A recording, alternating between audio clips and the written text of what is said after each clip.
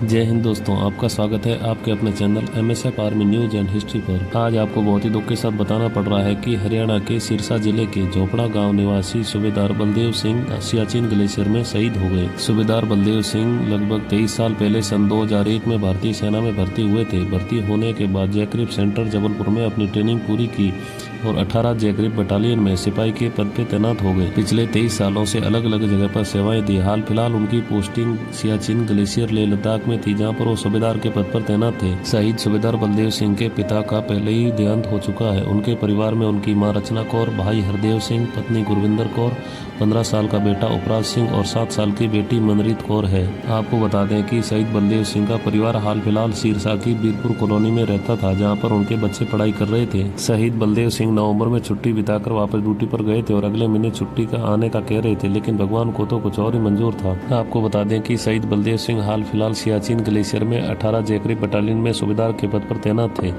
रविवार को अचानक से उनके सीने में दर्द हुआ और उनकी तबीयत खराब होने लगी, तो आसपास के साथियों ने उन्हें तुरंत ही मिलिट्री हॉस्पिटल में भर्ती करवाया गया, जहां पर उनकी तबीयत और ज़्यादा खराब होती गई और सोमवार को सुबह 11 बजे उन्होंने आखिरी सांस ली और देश के लिए लड़ते हुए शहीद हो गए। जैसे ही शहीद होने की सूचना उनके परिजनों को लगी तो उनकी मां, पत्नी और बच्चों का रो रो कर बुरा हाल हो रहा था और पूरे गांव में शोक की लहर दौड़ पड़ी। शहीद सूबेदार बलदेव सिंह का पार्थिव देसरी लेह लद्दाख से सेना के हवाई जहाज से दिल्ली लाया गया और दिल्ली से सेना के फूलों से सजे वाहन से पार्थिव देह शरीर को उनके पैतृक गाँव के लिए रवाना किया गया।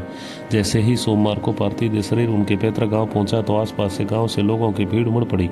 शहीद बलदेव सिंह अमर रहे के नारे लगाने लगे। पार्थिव देह शरीर घर पे पहुंचने के बाद अंतिम दर्शन के लिए रखा गया। अंतिम दर्शन के दौरान उनकी पत्नी, बेटी और बेटा देख देख कर बेहोश हो रहे थे। अंतिम दर्शन हो जाने के बाद पार्थिव देह शरीर को गांव के ही मोक्षधाम में ले जाया गया, जहां पर सैन्य टुकड़ी द्वारा गार्ड ऑफ ऑनर देकर सैन्य सम्मान के साथ अंतिम संस्कार किया गया। जिस तिरंगे में लिपट कर आए थे वो तिरंगा उनके बेटे और उनकी पत्नी को सौंपा गया। बेटे उपराज सिंह ने उन्हें मुखाग्नि दी और हमेशा हमेशा के लिए पश्चात विलीन हो गए। हम सलूट करते हैं, नमन करते हैं देश के ऐसे वीर जवान को जो देश की रक्षा करते करते अपने प्राण न्यौछावर कर देते हैं। जय हिंद।